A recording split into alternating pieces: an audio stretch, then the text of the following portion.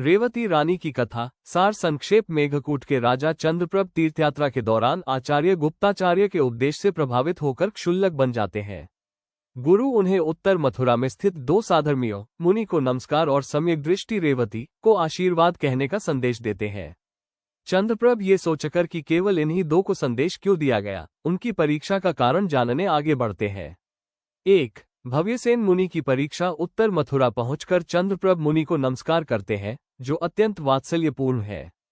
परंतु भव्यसेन मुनि, जो नामात्र के ज्ञानधारी हैं, अभिमान में आकर क्षुल्लक को सम्मान तक नहीं देते। चंद्रप्रभ विद्या बल से उनकी परीक्षा लेते हैं। भूमि पर हरी घास, शौचस्थल पर सूखा कमंडलू आदि संकेतों के बावजूद भव्यसेन मिथ्यात्ववश सब नियम तोड़ देते हैं। इससे क्षुल्लक समझ जाते हैं कि वह सच्चे साधु न होकर मिथ्यादृष्टि है, इसलिए वे उनका नाम अभव्यसेन रख देते हैं।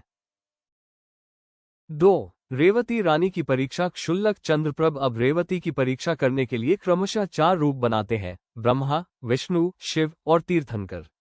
राजा अभव्यसेन सहित सब लोग इन माया रूपों की वंदना करने जाते हैं, परंतु रेवती एक बार भी नहीं जाती। वह कहती है कि तीर्थंकर केवल 24 होते हैं, वासुदेव 9, रुद्र 11 होते हैं। इन संख्याओं को तोड़ने वाला कोई नया देव नहीं हो सकता। ये सब छलावरण है। उसकी अधिक श्रद्धा उसे धोखे में नहीं आने देती। 3. दया और करुणा की परीक्षा। फिर क्षुल्लक बहुत बीमार, मलिन शरीर वाला रूप धारण कर रेवती के घर भिक्षा मांगने जाते हैं। रीति से वो मूर्छित होकर गिर जाते हैं। दयालु रेवती उन्हें महल में लाती है, प्रासुक आहार कराती है, उनके वमन को भी स्वयं साफ करती है, अत्यंत करुणा से सेवा करती है। इस निस्वार्थ सेवा से क्षुल्लक अत्यंत प्रसन्न होते हैं और उसकी अचल समीपत्व की प्रशंसा करते हैं। उसे गुप्ताचार्य का आशीर्वाद और अपनी यात्रा में की गई जिनभक्ति का पुण्य भी समर्पित करते हैं। 4. अंत में राजा वरुण को वैराग्य होता है।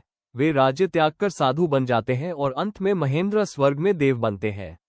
रेवती रानी भी जिन दीक्षा लेकर तप करती है और ब्रह्मलोक में महेदधिक देव के रूप में जन्म लेती है।